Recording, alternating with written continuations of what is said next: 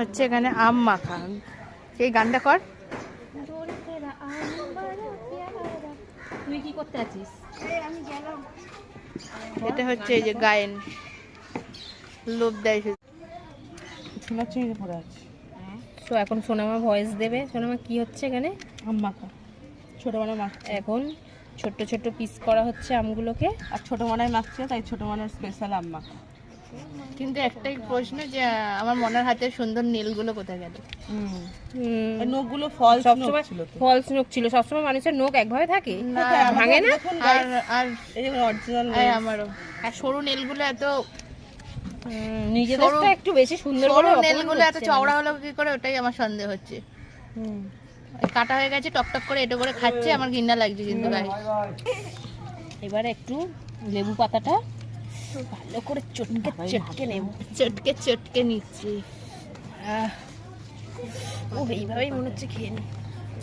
ওই দেখ পাতাটাকে ওর মধ্যে ফেলে দিল, দেখা গেছে, দেখা যাচ্ছে। এবারে বিট নুনটা দিয়ে দেবো, ছুরির সাথে মেখে নেবো, ছুরির সাহায্যে। ছুরির সাহায্যে মাখছে কিন্তু হাতটা ইউজ করছে। পাতাটা এর মধ্যে ঢুকে গেছে, এই দেখুন সব ঢুকে দিল এর মধ্যে।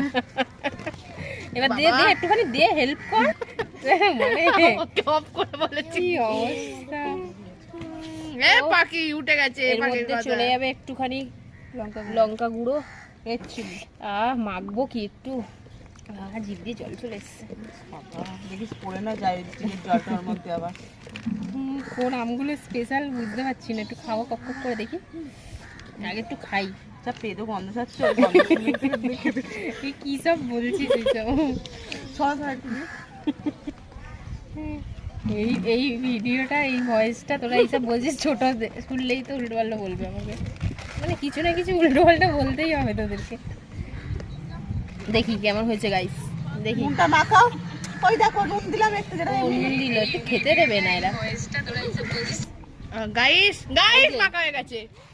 এই এবার সবার আগে আমি এই যে ছুরির সাহায্যে একটু টেস্ট করব, সাহায্য নিয়ে। কি বললি? ও পাশ থেকে বাজে বাজে ভয়েস দিচ্ছে, আপনারা কনসেন্ট্রেট করবেন না ওর ভয়েসে।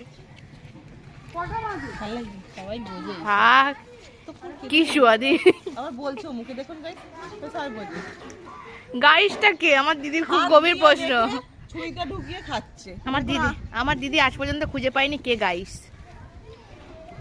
ওই যে গাইস গাইস গায়েন গাইস, ওর টাইটেল গায়েন, ও হচ্ছে গাইস।